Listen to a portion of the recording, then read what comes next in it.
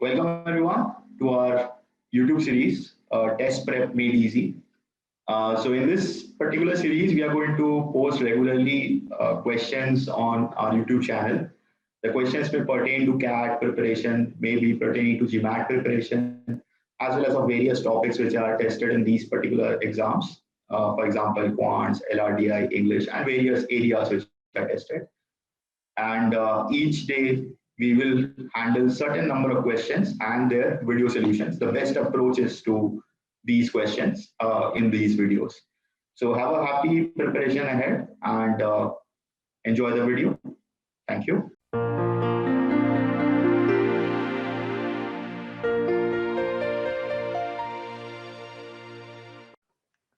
All right, so these are the questions that we are going to try in today's video. If you have tried it already from the thumbnail, good enough. If you haven't, you can pause the video at this point and try it once before you look into the solutions. We recommend you doing that. But if you just want to enjoy the solution, that's also good enough. And go ahead and watch the solutions now. This question is related to property of roots of any polynomial. So this is a higher order polynomial because the degree is more than 2. Quadratic is known as the basic polynomial. Anything having a power of x more than 2, any polynomial, so that is known as a higher order polynomial. So in this case, we have a higher order polynomial, a cubic equation. The highest power of x is 3. So first thing that I would like to explain for this particular question is something about the roots out here. But because before I get into that, if you notice one information, one root of the equation is 3 times of another root. So if I assume one of the root as alpha, there has to be another root which is 3 alpha, right? But one thing you need to know in these kind of things, x cube, whatever is the highest power of x, that determines the number of roots. I mean, this is a very basic thing you have to understand because this kind of expression will come from multiplying this sort of thing. So whenever you have this x plus minus whatever, x plus minus whatever, x plus minus whatever, when you multiply these 3 things, you will get this x cube in the expansion when you multiply this x into x into x. So it will not have less than 3 factors. It will not have more than 3 factors. It will have exactly 3 factors of linear type. So x plus minus whatever. Now, another thing you have to understand is each of these linear thing will give us 1 root. So essentially, you should have 3 roots. So that is the idea. So you have these 3 roots, two of which are related to us using this alpha and 3 alpha idea. The third root is missing, and that is what the question is looking for. Third root is. So let us assume that to be some other thing, beta. And this is what the focus is on, right? So this is what we have to identify. Great. Now coming to the important part. So these are some basic ideas related to roots and of polynomials and all, which everybody should be aware of because these are the things that are tested. You don't have complicated stuff. These are the things which are basically tested. So we have discussed these things in very, very details in all our lessons. So if you want to get an exposure to just this type of area, so for quadratic equation and polynomials, those kind of things, so you can take our capsule related to it. We have a capsule specifically dedicated to quadratic equation and polynomials. I'll leave the link of the same in the description below. Everything from basic level to application or into actual questions have been explained in that capsule. Just check it out before you make the purchase. So in this case, we have 2 things here that we have to deal with. One is the sum of the roots, and the other is product of roots. So these are the 2 things that we are going to utilize. Now, if you have an expression like this, so let's say a into x to the power n plus b into x to the power n minus 1 plus ignore the middle ones, and it ends with a constant term k, which in this case is minus 36. So if you have an expression like this, the sum of the roots will always be minus b by a. So in this case, in our example, the a is 1, by the way, and the b is 5. So this is what we have. Don't ignore the sign. So a is plus 1. That is what we have. Had it been minus x cube, I would have taken a to be minus 1. But in this case, we have plus 1 and plus 5. So alpha plus 3 alpha plus beta, sum of the roots. So these are the three roots, by the way. So alpha plus 3 alpha is 4 alpha. So 4 alpha plus beta should be minus of b by a, where b and a are 5 and 1, right? So just 5 by 1 is 5. So this is minus 5. So this is one thing that we know about the a alpha and beta relationship. Similarly, we can actually calculate the product of the roots. So the product of the roots in this case, so if you use this expression or in this form again, just focus on the constant term and the leading coefficient. So it will be something like this. Again, I'm not going into too much of basics why this happens and all. That is covered in our lessons. So we have something like minus 1 to the power n into k by a. Now don't get over confused here. Don't worry about it. This part is nothing but just the sign. So for example, if I take n to be odd, so this n is odd, suppose. So this will be a minus 1. So effectively what you'll have is minus k by a. So this part is just indicating the sign of the k by a. So if n is odd, you will take minus k by a. If n is even, you will take plus k by a. That is all. So in our case, the n is odd. So n is 3. So we'll take minus k by a. But what is k? What is the constant term? The constant term is minus 36. As I mentioned earlier, don't assume the sign to be positive. Just take the sign as it is. So the k is minus 36. But the product of the root, so the alpha into 3 alpha into beta, so that is 3 alpha square beta, that should be minus of k by a. So minus of minus 36 by 1, which is nothing but 36. So this is what we have, right? So now I'll just take the remaining things off and let me just work out with these two equations. Our focal point is beta. Do not forget that. That is what we are trying to solve for. And before I do that, I'm focusing first on this thing. You'll understand why I'm doing that. So what I'm doing is alpha square is nothing but 36 by 3 beta. So that is 12 by beta, right? So this is alpha squared. And we have 4 alpha plus beta is equal to minus 5, right? So this is couple of things that is aware to us. Now, the reason I did this is because of only one reason. I have these options out here. And all the options, if you check, are in terms of, plus minus 2 or plus minus 3. So it's easy to check. One thing I can directly eliminate is, the negative one. So minus 3 and minus 2. So if I assume this to be alpha square, any one of them, so let's say 12 by minus 2, which is minus 6. So alpha comes out to be something imaginary, right? By the way, don't ignore it because of that reason. But the point is, if alpha is imaginary and beta is minus 2, how do you add these two to get something real? That is not possible. So obviously, I mean, this is not possible. So negative ones you can ignore. So just test out a couple of things. So alpha square is 12 by 2 and alpha square is 12 by 3. Just test these two out. So you get alpha square as 4 in this case, 6 in this case, the first one. And in this case, you get alpha square to be 4, right? So these are the two things that we have. Alpha square is 4 and alpha square is 6. I'm bending a little towards alpha square is 4 because this minus 5 in the other information, 4 alpha plus beta, that is integral. And if I assume alpha to be integer rather than this case, alpha square is 6. So alpha is root 6, which is irrational. So let me focus a little bit on alpha square equal to 4. So in this case, I've assumed beta to be 3, right? So don't forget that. So if beta is 3, then 4 alpha should be actually minus 8, which tends to give us alpha is equal to minus 2. And if alpha is minus 2, alpha square actually works out to be 4, right? So that validates. But we have to find the value of beta. So beta is 3. That is our answer to this problem. So the last bit was a little bit manipulation on the numbers. So in this case, using the sum of roots, product of roots idea, this becomes a very, very simple question to solve. The latter part, you can use whatever number related analysis you can do to resolve it as quickly as you can. So that's the entire problem. If you understand the sum of the roots and product of the roots idea, so you should be writing these two things in 10 seconds or something.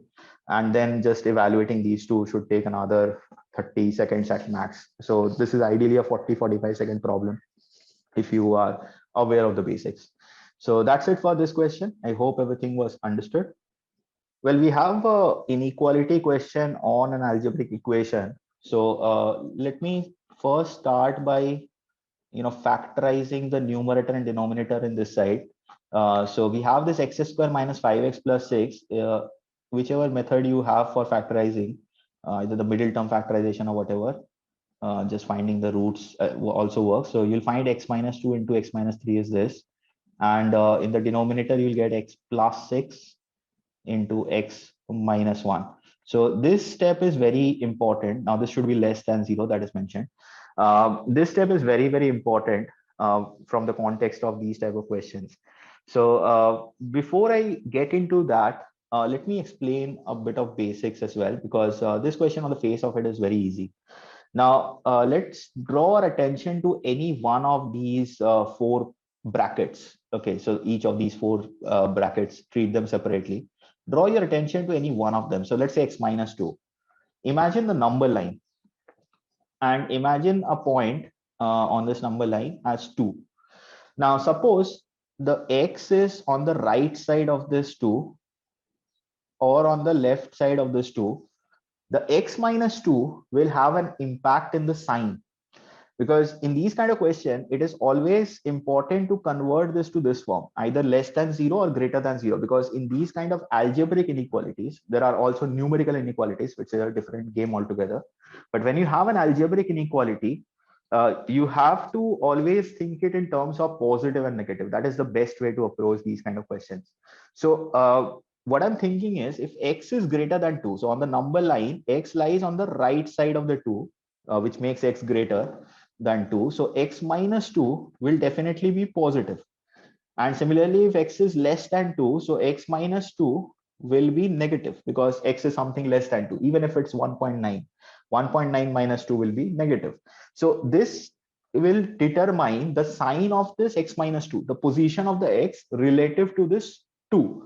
So what I do is I try to call this 2 as a critical point. So that is going to impact the sign of this part, and in turn impact the sign of the entire thing, whether being positive or negative, because negative into negative, negative into positive will be different, right? And same thing in division as well. So if you divide a positive number by a positive number, that will yield a positive number. But if you divide a positive number by a negative number, that will in turn yield a negative number. So that is the idea here. So we'll just capture the 4 critical points out here. And one more thing, I can actually include that in the solution itself. It's easy to identify the critical point. All you do is just imagine the factor, whichever bracket you have, that thing to be 0. Just imagine the point at which x minus 2 or this bracket becomes 0. So anything more than that, the value of x will be obviously positive. Anything less than that will always be negative. So x minus 2 is 0 at x equal to 2, right? So 2 becomes the critical point. Vis-a-vis, if you consider the x plus 6, so if x plus 6 is a factor, not a factor actually, but one of the brackets out here, so for which the sign will matter. So just imagine this x plus 6 to be 0. So that comes out to be at x equal to minus 6. This is the easiest way to find the critical points. Don't be confused by the question. Obviously, the x cannot be minus 6 in this case. Denominator being 0, the value will be unreal. Just focus on this bracket to be 0. That will give you the critical point. So let us quickly capture all the critical points, and let us plug that in the number line in sequence. This is very important. You have to do that in sequence. So the critical points from x minus 2, we have 2. From the second one, we have 3, x minus 3. This one we have minus 6. And this one we get as 1. So these are the critical points. Now arrange it in proper manner. So minus 6 will be at the leftmost end. 1, 2, and 3. See, the spacing between them doesn't matter. All it matters is the relative positioning. That thing you have to do it properly to understand this visually. Now it's very easy. So all of these regions out here in between these critical points. So each of these 5 regions out there you have, I mean, greater than 3 and less than minus 6 also matters. So for each of these 5 regions, there will be a specific sign of this expression, the entire thing. So one thing you can do is you can definitely assume some value. So you can assume a value randomly at this region. So let's say you pick a 4 or something, and check whether this entire thing comes out to be positive or negative. or and do this for each region. So in this case, let's assume 4. In this case, something between 2 and 3, assume 2.5, 1.5. Here you can assume 0 as well. So just assume that, and here also you should assume something. -7 will be that one of the examples. So you can just assume values and plug in and check whether it's coming out to be positive and negative. So wherever it comes negative, because you're looking for less than 0, just put a check mark for those regions. So in this case, there is also a easier way to do this. I've explained those in our lessons as well. So here you'll find this region and this region will qualify.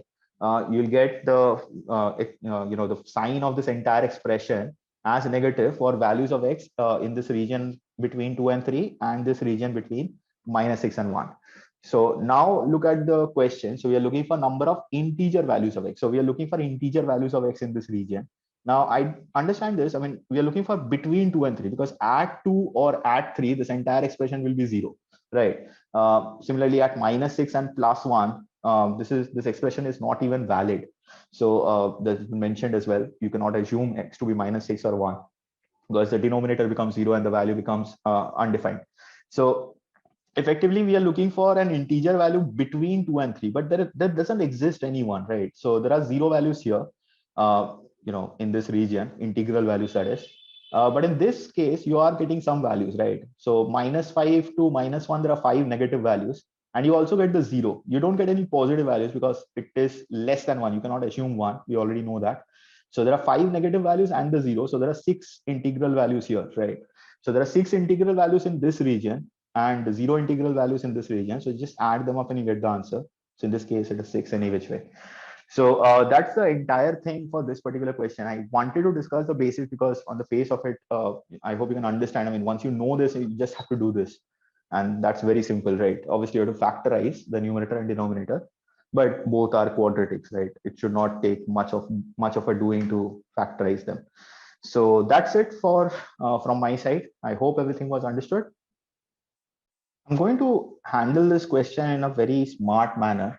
This is an application of Bayes in Bayes system in number theory. But I'm not going into that much details. I mean, examples of these types we have explained in our lessons as well. But you actually don't have to know that idea as well when you're solving this. You can actually solve this very logically.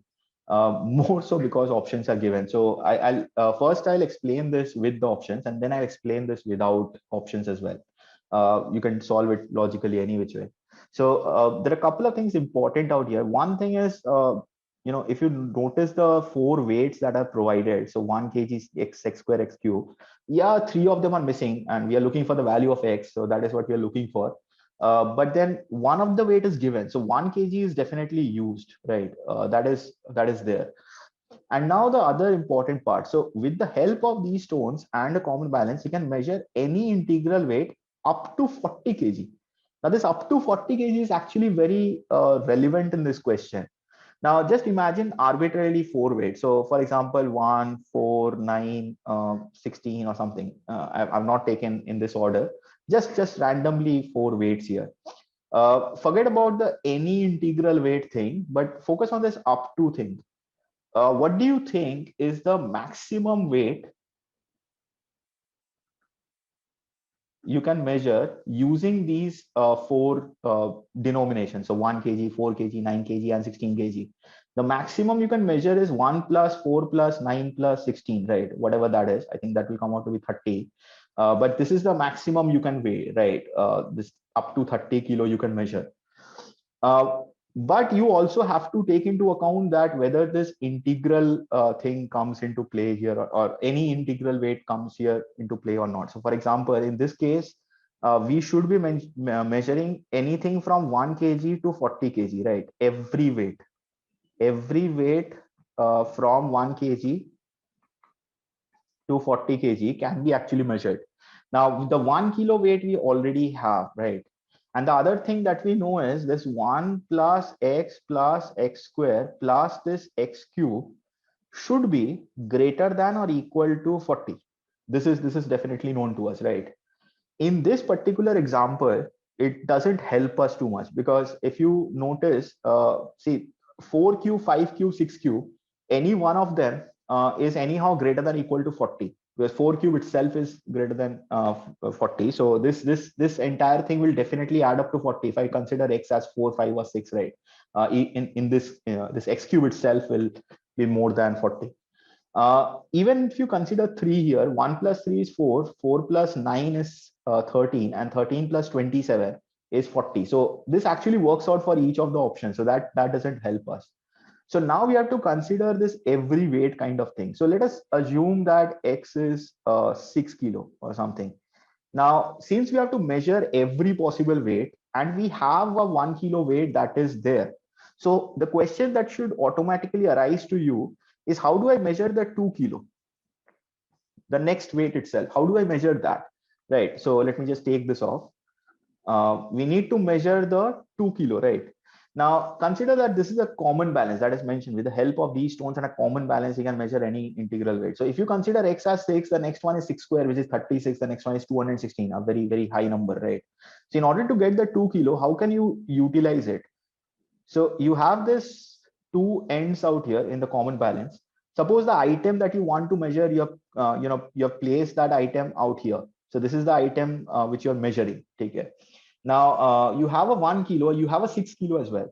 But even if you place a 6 kilo here and the 1 kilo here, this weight will have a difference of 6 and 1, right? That is how balanced thing works, right? So 6 minus 1 will be equal to this weight. So the 6 kilo is actually not helping us to give the 2 kilo. So if the 2 kilo is missing, then this constraint is violated. We cannot measure every integral weight. The next weight itself is a problem. So just by using this idea, you should be able to understand that I cannot even take x as 4 kilo. The same problem will happen. I cannot measure the 2 kilo. The best case I can do is place the 4 here and the 1 here, and then I can measure the 3 kilo, but I cannot measure the 2 kilo. That is not possible. So now you should be able to understand that if I use a 3 kilo weight, so if x is 3, for example, then putting a 3 kilo on this side and 1 kilo on this side, I can actually measure a 2 kilo weight out here, right? So the x could be actually equal to 3 to measure the 2 kilo. Now, since all the other options were violated, so if you have this 4, 5, 6, you are not being able to measure the 2 kilo, then the answer has to be x equal to 3, right? So in this case, the answer is option D. I was talking a little bit about without the options. The without the option idea would be very much similar to this. So just imagine that you don't have options out here. Just 1 second. Imagine that these options are not available to you. So in that case, what you do is just start by assuming x to be something. So one thing you can notice straight away is this x value cannot be 2, right? I mean, it has to be at least more than 2. I hope you get that idea, because if x is equal to 2, then 2 cube plus 2 square plus 2 plus 1 is not 40, right? It has to be at least 3. That is what we have to analyze. So x has to be greater than equal to 3. And when you take x equal to 4 as well, then this 2 kilo cannot be measured. So since x is greater than equal to 3 and x equal to 4 onwards, anything you cannot measure the 2 kilo itself. So all integral weight cannot be measured any which way, right? So the answer has to be x equal to 3 kilo. You don't have to use the options any which way. So that's the entire reasoning behind this question. I hope everything was understood, and thanks for joining in. Well, we have a very simple question out here. It's a no effort type of question. We have ABC are non-zero real numbers, great, such that the average of 2A and 3B equals the average of B and 3C. Now, what you have to first of all identify, I mean, you can directly do that, use the average idea, but in this case, you can at least avoid one step. And it's average of two numbers and average of two numbers, right? So if there are two numbers in both the cases, so the average has will be equal only if the sum is equal, right? So that you can directly write 2A plus 3B is equal to B plus 3C. The sum has to be equal because both the sides you have two numbers. Then what is the average of A and B? So in order to get the average of A and B, we need to find A plus B, right? Because the average will be A plus B by 2.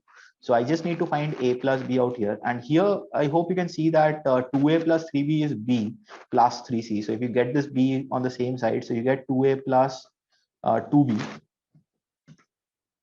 is equal to 3C, or rather A plus B, the requirement is 3C by 2. But we are looking for A plus B by 2. So again, divided by 2 once more. So if you divide this by 2, this becomes 3C by 4, right? So this is 2 into 2, by the way. So 3C by 4, option C out here. So So pretty straightforward question, as I said. I mean, if you understand these kind of things, I mean, this should not even take you any steps to write. You should be able to observe that 2a plus 3b is equal to b plus 3c. So obviously 2a plus 2b will be 3c. So a plus b should be 1/4 of that, or 3c by 4. So that's it for this question. Nothing more to explain for this question. I hope everything was understood. Hopefully you liked the solutions we provided for these questions. And if you did like it, do not forget to like the video and share, subscribe, and comment. Do subscribe to the channel and click on the bell icon. In that case, you'll get notification as soon as we upload a new video. And if you want to check a bouquet of courses that we provide, so we have a huge variant of courses from customizability to full preparation. You can check our website, www.mathoratory.com. I'll leave the link in the description below. And have an enjoyable preparation ahead. Welcome to the Math Oratory family, and have a good exam ahead.